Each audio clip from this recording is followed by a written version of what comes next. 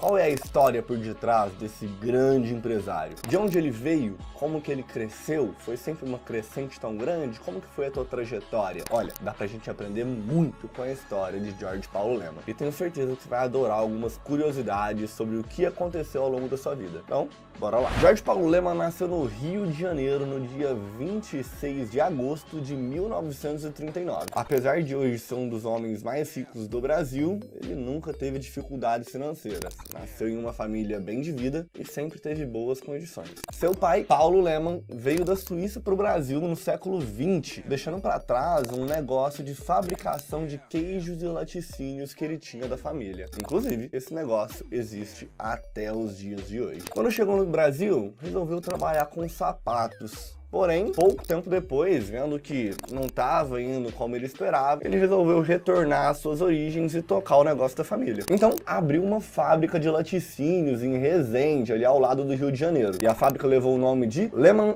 Company, ou então, como gostavam de chamar, Leco. A empresa foi um sucesso e pouco tempo depois foi vendida para Hélio Moreira Salles, que era ninguém mais, ninguém menos do que irmão do fundador do Unibanco, Walter Moreira Salles. Seu pai se casou com Ana Ivete, que era filha de um casal de suíços, e foi morar ali no Leblon, em uma casa extremamente simples e sem muitas extravagâncias. Então, vamos lá. Lemann, filho de pais bem-sucedidos, dupla nacionalidade, morando ali em Leblon, no Rio de Janeiro. Como tu acha que foi a infância dele? Dinheiro no bolso, pá, virou surfista. E, inclusive, reza a lenda que Lemann ficou conhecido como um dos melhores surfistas que haviam no Rio de Janeiro naquela época. Inclusive, o próprio empresário conta que teve um dia que eles foram surfar algumas ondas bem grandes, né? Estavam acontecendo no rio, ondas que eles não estavam acostumados a pegar e que ele quase morreu em um capote que ele tomou em uma dessas ondas. É interessante porque ele conta essa história dessa onda e diz que aprendeu mais com essa onda, né? Lembra mais dos ensinamentos que ele teve com essa onda do que alguns dos ensinamentos que ele teve na faculdade. De acordo com ele, sua grande lição após esse acontecimento foi que é importante tomar riscos, porém é ainda mais importante estar preparado para assumir esses riscos. Bem filosófico, não? Acho que se eu tomasse um capote de uma onda igual ele tomou, eu só pensaria, putz, nunca mais eu vou surfar.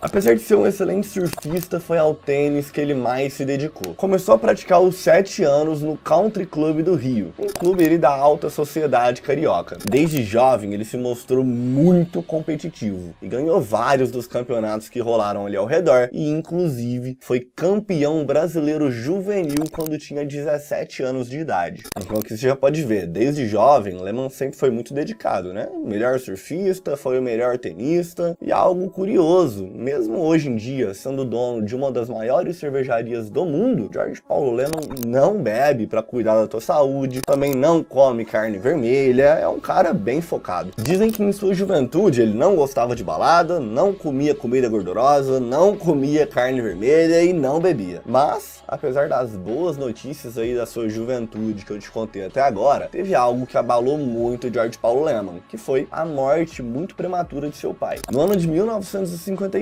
quando ele tinha apenas 14 anos, seu pai acabou falecendo. E tudo isso fez com que ele começasse a se dedicar cada vez mais aos estudos e ao esporte. Algo muito enraizado que tinha na família dele é fazer com que ele sempre estudasse nos melhores lugares possíveis. Então, ele se formou no ensino médio na Escola Americana do Rio de Janeiro, que é conhecida como uma das melhores escolas da cidade até os dias de hoje. Nessa escola tinham algumas peculiaridades. Dentre elas, sempre rolava ali meio que uma votação pra galera decidir quem é o aluno que mais tem chance de ser rico quando crescer. Eles davam um nome para esse título de Most Likely to Succeed. Succeed, sei lá, se é assim que fala, meu inglês é péssimo. Mas o fato é que ele ganhou esse título. Acha que para por aí? Não. Saiu do ensino médio, ganhou ali o título de Bambambam da parada. E agora? Normalmente, faculdade. Pois bem, lá foi então Jorge Paulo Lemann estudar em ninguém mais, ninguém menos do que Harvard. Exatamente. Harvard, faculdade mais famosa do mundo. Mas o fato é que ele não curtia muito estudar lá não, viu? Não gostava de Harvard quando eu estava lá, né? Eu não estava lá porque estava lá e terminei porque minha família achava que era importante que eu terminasse assim. Mas enquanto eu estava lá, eu não gostava. Não se adaptou muito com a cultura, com o dia a dia da faculdade e da cidade. E pô, moleque novo do Rio de Janeiro, descolado, esportista, Lá em Harvard, você achou que ele não ia fazer uma brasileirice? Então, se liga, um dia, simplesmente na praça central da faculdade, ele lançou fogos de artifício pro céu. Essa ação não foi nem um pouco bem recebida, e poucos dias depois, ele recebeu uma carta sendo convidado a se retirar da faculdade. Mas detalhe, convidado, isso significa que ele não foi expulso. Meio grilado com a situação, ele falou, cara, não vou sair daqui não. Na verdade, vou fazer o contrário. Tô louco pra acabar, então vou dar um jeito de acabar mais rápido. A partir dali, o correto seria que ele se formasse em 3 anos. Mas ele se esforçou tanto e adiantou tanto as coisas que em apenas 2 anos depois daquele acontecimento, ele se formou e vazou fora dali. Então, aos 20 anos, George Paulo Lemann tinha acabado de concluir a faculdade de economia em Harvard. Formado em economia, nos Estados Unidos, volta ao Brasil. Primeira coisa que ele queria? Isso. Você acaba de sair da faculdade, você quer o quê? Quer ganhar dinheiro, quer um emprego. E normalmente quem forma em economia tem uma certa tendência aí pro mercado financeiro, né? Bolsas de valores e tudo mais. Então, ele conseguiu uma vaga na Deltec, que é uma empresa que foi criada no Rio de Janeiro no ano de 1946. E essa empresa basicamente negociava ações para o mercado latino-americano. Um fato curioso aqui, seu primeiro chefe foi Roberto Teixeira de Costa, que um tempo depois, em 1976, seria o primeiro presidente da Comissão de Valores Mobiliários. É um grande cargo aí no país. Mas pensa uma coisa aqui comigo. Hoje em dia, tá? No nosso tempo atual, a minoria dos brasileiros investem no mercado financeiro do Brasil e, quem dirá, no latino-americano, tá? O brasileiro investindo em outros locais. Isso quer dizer o quê? É um mercado embrionário, um mercado que as coisas não estão acontecendo. E Lemann, muito acelerado, não curtiu muito essa parada. Então ele falou, olha, as coisas aqui no Brasil não estão tão legais, vou tentar me aventurar no exterior. E foi aí que ele conseguiu uma vaga no banco Credit Suisse, em Genebra. Só que aqui entra mais uma coisa curiosa. É impressionante, mas o tal do empreendedor não gosta de ser mandado e não gosta quando as coisas não estão muito do jeito dele. O fato é que Lemann odiou toda a burocracia, os processos engessados e toda a dificuldade que tinha dentro daquela empresa para que as coisas acontecessem. Então, 7 meses depois disso aí, ele falou, olha, quer saber? Tô fora desse estágio aqui, eu não vou mais trabalhar nesse banco. Aqui, então, ele já tinha se formado ali na base da raiva, ele tinha se frustrado com o mercado financeiro brasileiro, ele não tinha gostado de fazer um estágio no exterior, então ele lembrou, olha, eu era um bom tenista, né? Fui campeão brasileiro aí e tal, vou me arriscar nessa parada. Começou, então, lá no exterior a se dedicar ao tênis. Treinava, tal, e quando chegou a hora de entrar nos campeonatos, adivinha o que aconteceu? Ganhou tudo? Não. Na verdade, ele tomou um couro ali nos primeiros campeonatos que ele foi participar. Teve alguns resultados, mas nada perto daquilo que ele queria. Ele percebeu que para ser ali um dos melhores do mundo, igual ele queria ser naquilo que ele se propôs, ele teria que se esforçar muito mais do que ele estava se esforçando e falou, não, isso aqui também não é para mim. Então, em 1963, com 24 anos, George Paulo Lemann volta ao Rio de Janeiro. E ele foi contratado pela Invesco, que basicamente era uma empresa que concedia crédito, tá? Brigava com bancos ali para conceder crédito para as pessoas. Não somente crédito, era uma empresa financeira. E olha o tanto que George Paulo Lemann era um cara empreendedor. Dentro dessa empresa, basicamente ele conseguiu criar meio que uma bolsa de valores paralela. Ia vendendo ali investimentos para as pessoas. Essa parada cresceu tanto que, em determinado momento, esse pequeno projeto, né, pequeno entre aspas, começou a circular, a movimentar cerca de 5% do capital que era movimentado em toda a Bolsa de Valores brasileira. Então o que aconteceu? Criando projetos de sucesso dentro de uma empresa, logo ele chegou no patamar de ser sócio dela. Mas, infelizmente, 3 anos após a sua chegada, em 1966, a Invesco quebrou por causa de uma má administração. Depois dessa primeira quebra, Lemann afirmou que teve 2 grandes aprendizados com esse empreendimento. Primeiro, é tão importante, se não mais importante, você cuidar daquilo que está saindo do que aquilo que está entrando na tua empresa. E o fato é que naquela época, eles estavam tão olhando para faturar que pararam de olhar para os investimentos e para as despesas que estavam tendo. E segundo, é preciso investir em pessoas, é preciso ter bons profissionais na sua empresa e principalmente remunerar bem e de forma forma correta essas pessoas, para que elas vão juntas em busca de um objetivo maior. Por causa desse fato, ele costuma repetir uma frase que é: goleiro também tem que ganhar bem. Ou seja, não é só o atacante lá, o cara que faz os gols que tem que ser reconhecido. Não é só o cara que vai pro ataque que tem que ser reconhecido. O cara que tá na defesa, garantindo o resultado, o cara que tá ali, garantindo as despesas da empresa, também tem que ser um ótimo profissional e ser muito bem remunerado. Nessa passagem pela Invesco, ele também chegou a conhecer Jorge Carlos Ramos da Silva, que seria seu sócio em um próximo negócio futuramente. Esse negócio foi a corretora Libra, e os dois amigos, ao entrarem nessa corretora, ao entrarem nessa nova empresa, conseguiram uma participação de 26% no negócio, dividido igualmente entre os dois. Ou seja, entraram nessa nova empreitada, nessa corretora Libra, e cada um deles já entrou aí com 13% do negócio. O trabalho deles ajudou muito e a empresa cresceu muito rápido. A empresa crescendo, eles vão ganhando um certo dinheiro e também vão conhecendo pessoas. Ali, Jorge Paulo Lemann conheceu outra pessoa que seria importante na sua jornada, que foi Luiz César Fernandes. Mas o fato é que Lemann nunca estava satisfeito. Ele sempre queria mais, ele queria mais controle, porque ele sabia o que fazer para crescer. Só que sem controle e sem poder, ele nunca poderia comandar as coisas. Então o fato é que chegou um dia que Jorge Paulo Lemann falou: olha, eu vou comprar a parte dos meus sócios aqui dentro da Libra. Eu vou aumentar o meu poder e vou dar meus pulos aqui para crescer a empresa. Mas aí, ele teve uma surpresa desagradável. Quando foi tentar comprar, ninguém quis vender. E o fato é que ele, meio sem saída, então, depois de umas certas conversas, ele resolveu vender a parte dele.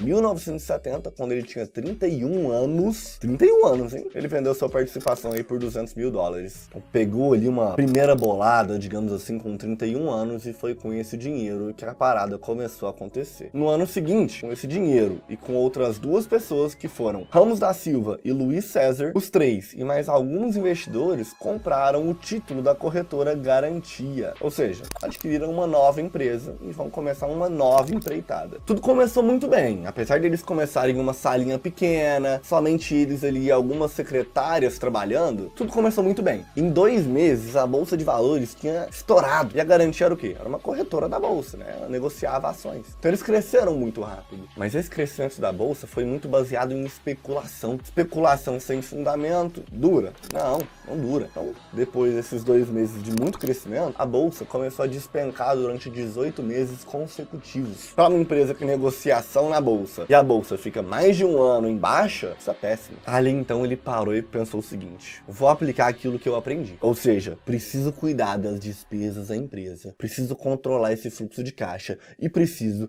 investir em pessoas melhores. Preciso ter uma equipe melhor. Então, no ano de 1972, Marcel Hermann Telles foi contratado para trabalhar como liquidante da empresa. E 1 ano depois, no ano de 1973, Carlos Alberto Sicupira também entrou na empresa. Detalhe interessante, tá? Lemann e Carlos Alberto Sicupira se conheceram praticando uma pesca submarina. Olha que interessante. Então ali, entre 72 e 73, nascia uma parceria de 3 homens que vem a perdurar até os dias de hoje. Algo interessante é que a solidez dessa sociedade se deu graças a alguns pilares que eles estabeleceram entre si. Dentre eles, as funções de cada um sempre foram muito bem definidas e ninguém fica dando pitaco, sabe, interferindo no trabalho um do outro. Todos valorizam muito a simplicidade e dizer não aos holofotes, ou seja, fugir da mídia. Foi somente no ano 2000 que eles precisaram realmente sentar e organizar um mega contrato, e isso nem foi muito por causa da relação entre eles, e sim porque ali no ano 2000 os 3 juntos já tinham aí cerca de 11 herdeiros e eles tinham que controlar como seria essa sucessão dentro da empresa. Não somente dentro da empresa, né, mas essa sucessão do patrimônio. Mas olha que interessante, apesar de organizar ali, né, para que seus filhos tenham as suas partes quando tiverem idade e tudo mais, Lemann e seus sócios sempre tiveram uma ideologia muito firme de não transformar sua empresa em uma empresa familiar.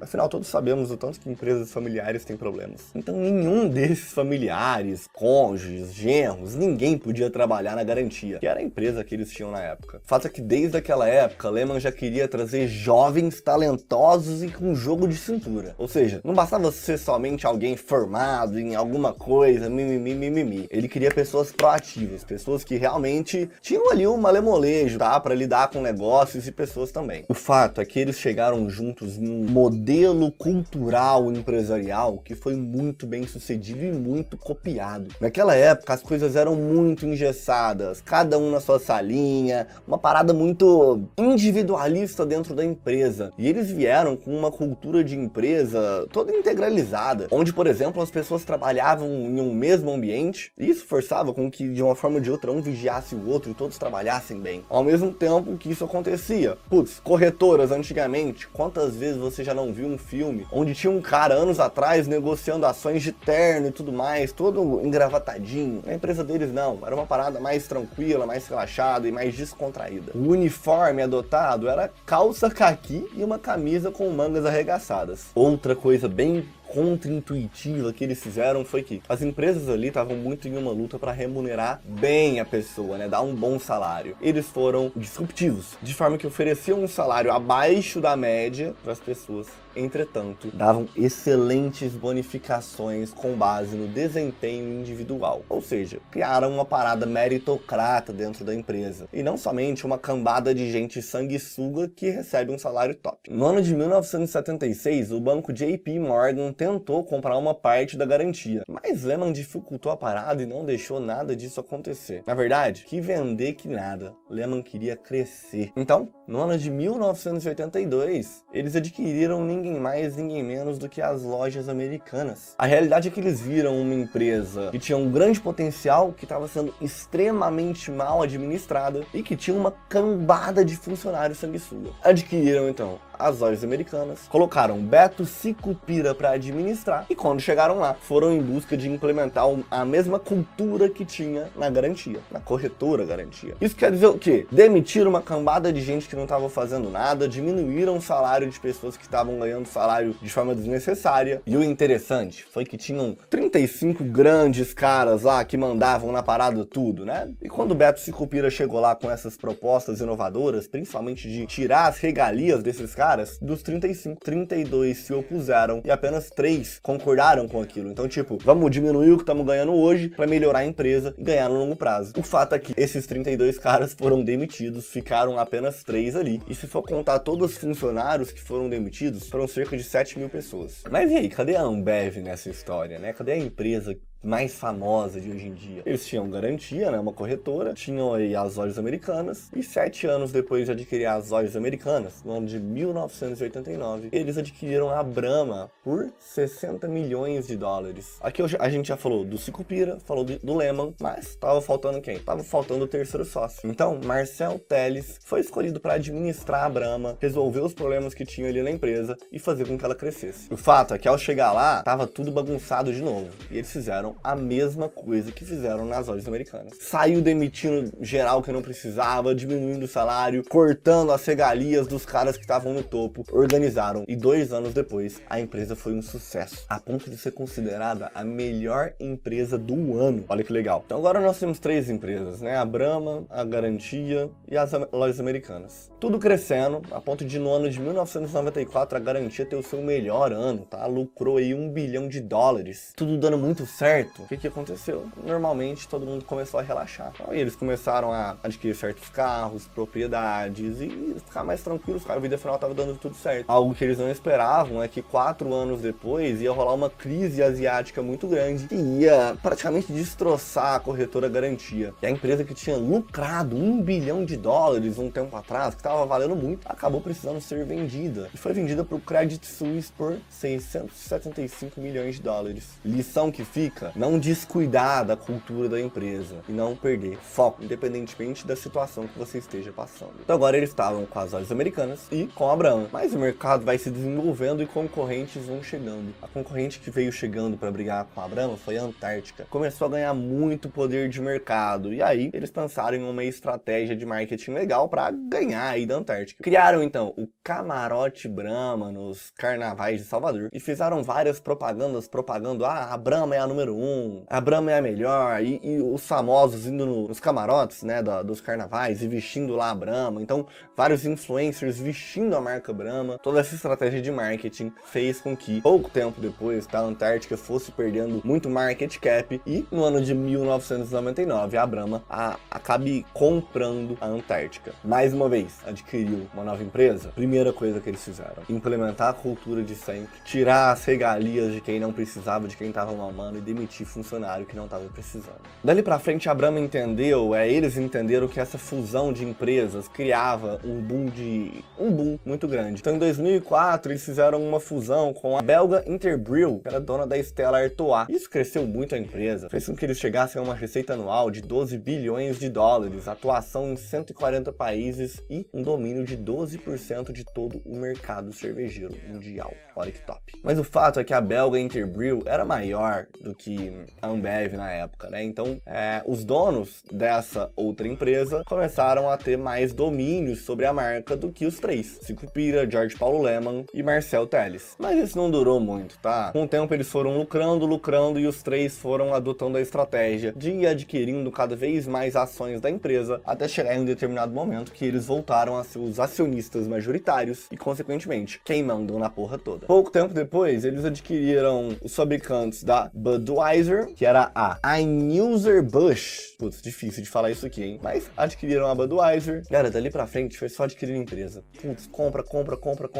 E aí foi só expandindo, né? Dinheiro faz dinheiro e a expansão foi infinita. Em 2004, eles criaram um fundo que investe em empresas fora do Brasil, que é chamada de 3G. Em 2010, eles compraram o Burger King por 4 bilhões de dólares. Depois, eles compraram a fabricante de alimentos Heinz, tem os ketchup, maionese, mostarda, um tanto de coisa. E algo interessante, tá? Essa aquisição da Heinz foi em parceria com ninguém mais, ninguém menos que Warren Buffett. Em 2014, compraram os restaurantes Brands International e em 2017 também compraram a Applebee's. Não sei se é assim que pronuncia. Mas não para por aí, tem mais. Jorge Paulo Lemann também é investidor de outros grandes fundos que foram responsáveis aí por criação de empresas como, por exemplo, a iFood e várias outras. Mas o fato é que Lemann foi casado 2 vezes, hoje em dia tem 6 filhos e o dinheiro não traz só felicidades. Depois que seus filhos sofreram uma tentativa de sequestro, Lemann decidiu vazar do Brasil e ir morar na Europa, onde ele segue morando até os dias de hoje. Hoje em dia, ele tá com 82 anos de idade